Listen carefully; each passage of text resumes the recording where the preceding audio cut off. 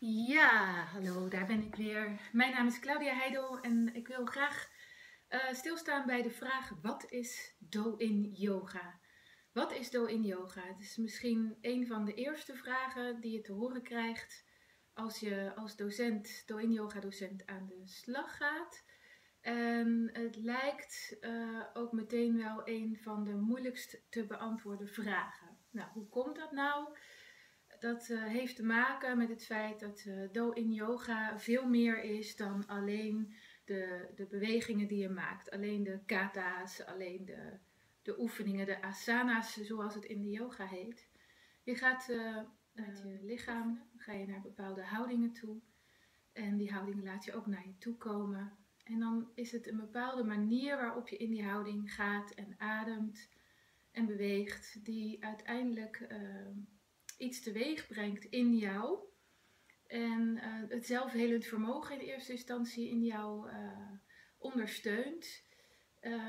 Maar het heeft veel grotere effecten. Het zal je ook dichter bij jezelf brengen.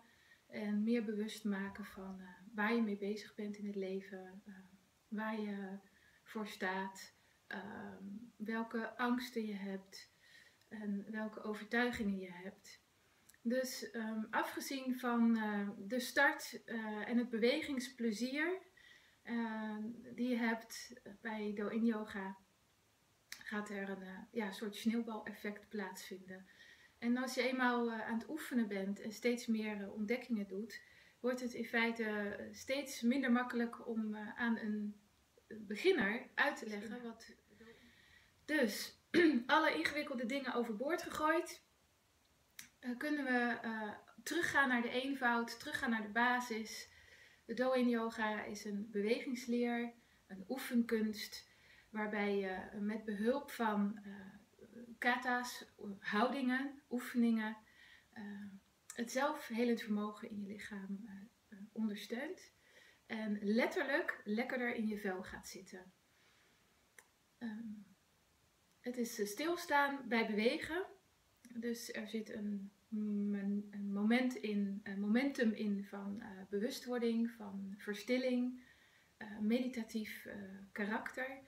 En tegelijkertijd is het ook genieten van bewegen. Dus bewegingsplezier hebben, plezier maken en dat plezier ook toestaan. Dat zijn de dingen die ik belangrijk vind in de Do-in Yoga. Dus ben je nieuwsgierig geworden? Doe dan mee met een van de Do-in Yoga filmpjes. Dankjewel. Tot gauw. Doei doei.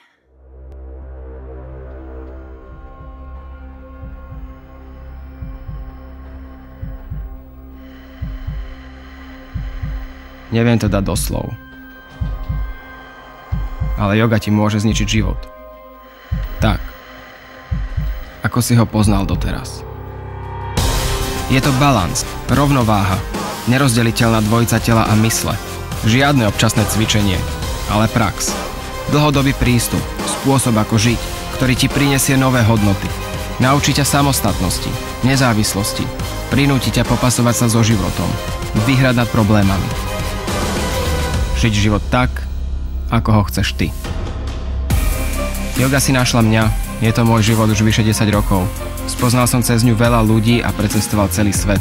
Keď sme sa rozhodli založiť štúdio, mal som v hlave jedinú myšlienku. Preniesť tie roky na jedno miesto. Vytvoriť miesto, kde sa ľudia budú cítiť dobre. Kde si oddychnú od svojich problémov, stereotypov, práce, rodiny, od života tam vonku. Miesto, kde sa môžu preniesť myšlienkami úplne inde. Načerpať energiu, stretnúť nových ľudí. S atmosférou, výborným jedlom, aj kávou. Beriem to ako svoje celoživotné poslanie, morálnu zodpovednosť pre spoločnosť. Aby som ľuďom ukázal skutočný potenciál Ashtanga jogy. Ako im môže zmeniť život. Preto sme vytvorili Prakriti.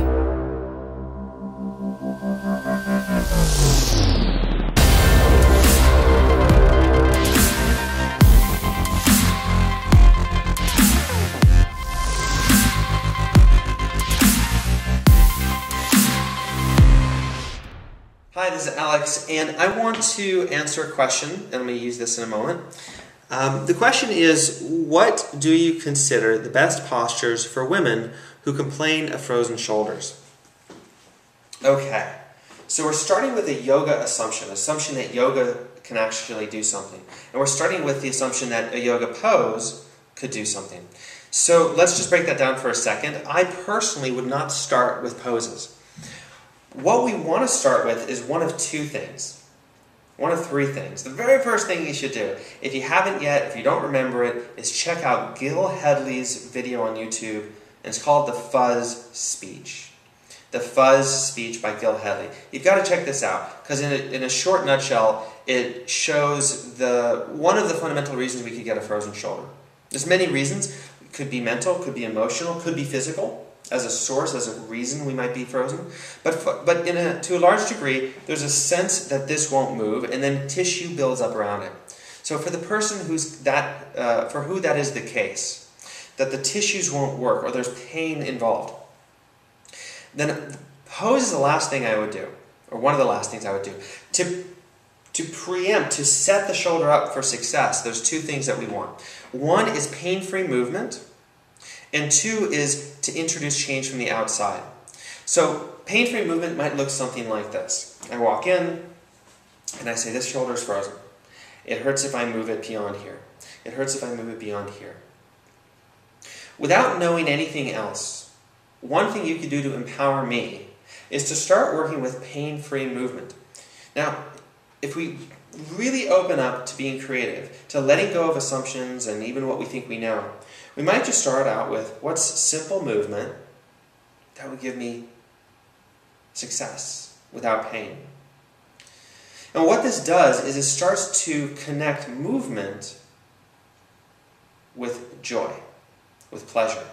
If this feels good, or at the very least doesn't feel bad, then my nervous system says, great, let's have some more of that. I like that. So we can start to build the movement pattern. There are many, many exercises you could do. You can pick any exercise and start with this idea of successful movement in a pain-free range of motion. Breathing, relaxing, allowing the nervous system to learn, and then you can develop bigger and bigger movements. Now, the next level of specificity and skill would be to say, what does the shoulder do? What can it do, and what can we take it to do next?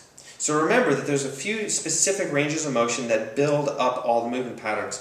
One is elevation, depression, internal rotation, external rotation. abduction, horizontal abduction, taking it away from the midline, adduction, bringing it to the midline. We can take it beyond the midline, but we essentially have abduction, adduction. We've got flexion, and we've got extension.